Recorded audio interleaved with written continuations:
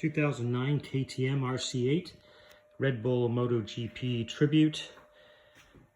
It's got all the Red Bull livery on it and the Red Bull color scheme.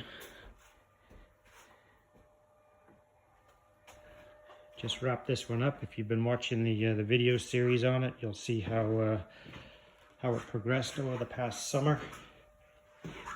And all in all, I'm really pleased with how this has come out. It does look really good. Very, very happy. Check it out on my channel.